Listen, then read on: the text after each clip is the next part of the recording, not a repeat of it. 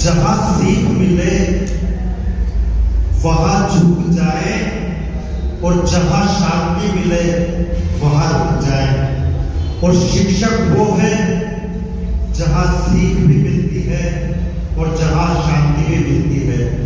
तो शिक्षक के सामने जब आप झुकते हैं तो निश्चित रूप से आपको शांति मिलेगी और जीवन में सद्गुरु का जो प्राकट्य होता है वो सौभाग्य से ही होता है।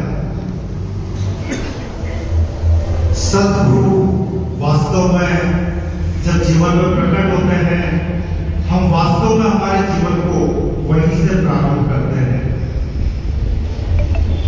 हम सामान्य रूप से अपने जीवन को अपनी सामान्य दिनचर्या में ही व्यतीत करते चले जाते हैं, लेकिन जीवन जीना हम वहां शुरू करते हैं जब हम दूसरों के लिए सोचते हैं, दूसरों के लिए करते हैं, दूसरों के लिए जीते हैं।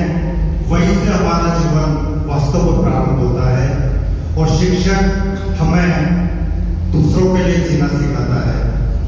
तो हम इस शिक्षक दिवस पर संकल्प लें कि हमारा कुछ समय समाज के लिए, कुछ समय राष्ट्र के लिए, कुछ समय अपनों के लिए भी निकालें।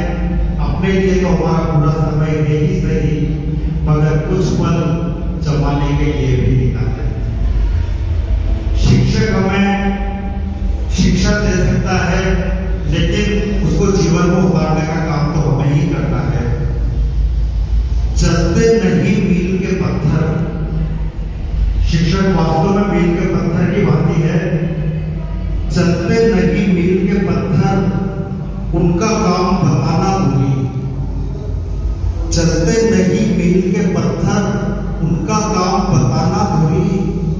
राह खुदी को चलनी होगी, चाहत तभी होती है पूरी। यानी सद्गुरु के बताए हुए आदर्शों को हमें अपने जीवन में उतारना होगा, उन्हें अपनाना होगा, उन पर हमें ही चलना होगा। तभी हमें इस